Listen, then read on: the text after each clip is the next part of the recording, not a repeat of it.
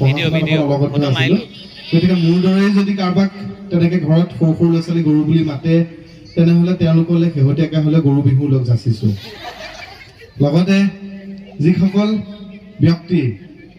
নতুনকৈ বিবাহিত ময়ো নতুনকৈ বিবাহিত গম পায়নে নাই নতুনকৈ বিয়া পাতিলো নহয় এই ইউটিউবত ওলাই আছে ভিডিঅ'বোৰ কোনোবাই পোষ্ট কৰিছে গতিকে যিসকলে নতুনকৈ বিবাহ পাশত আবদ্ধ হৈছে তেওঁলোকৰ সেই পত্নীয়ে যে গোসাঁই ফিল এটাত মাতে গোসাঁই সোনকালে আহিবা দেই মই কিন্তু অকলে নতুন ঘৰখনত যে কেনেকৈ থাকোঁ এই যে গোসাঁই ফিল এটা দি থাকে সেই তেখেতসকললৈ গোসাঁই বিহু লগ যাচিছোঁ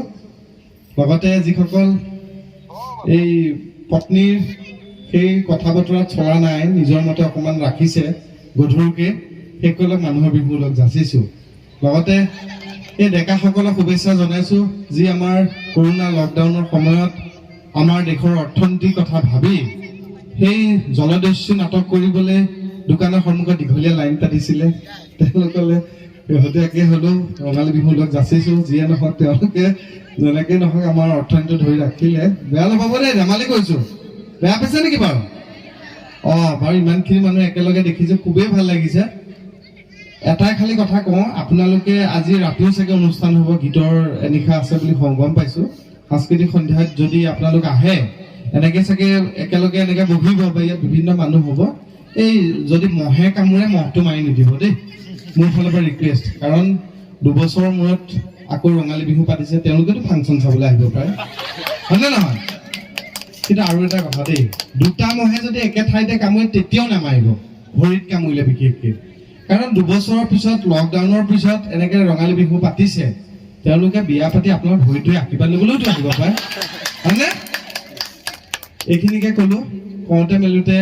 কিবা ক'ৰবাত অপৰাধ হ'ব পাৰে অপৰাধ মৰীক্ষণ কৰিব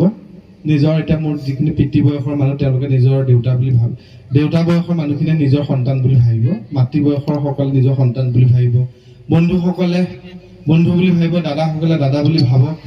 ভাইটিসকলে দাদা বুলি ভাবক ভণ্টিসকলে দাদা বুলি ভাবক বাইদেউসকলে ভাইটি বুলি ভাবক নতুন বোৱাৰীসকলে নিজৰ গিৰিয়েক বুলি ভাবক চৰি একদম বেয়া নাপাব এইটো ওলাইহে গৈছে মুখৰ পৰা সেইটো নামাৰিব বিয়া পাতিলো মই এইখিনিকে ক'লো ধন্যবাদ জয় অসম সকলো ভালে থাকক নিৰোগী হৈ থাকক সেয়ে কামনা কৰিলোঁ এই আহি পাওঁতে মনোজ দাই সুধিছে আপোনাৰ গাটো মাহ হালধি গোন্ধাই আছে যে এইবাৰ ঘৰত গৰু নুনুৱাই আপোনাকে নোৱালে নেকি এনেকৈ কৈছে মই বিয়া পাতিলে যে সেইকাৰণে মাহ হালধি গোন্ধ যোৱাই নাই কেতিয়া পাতিলে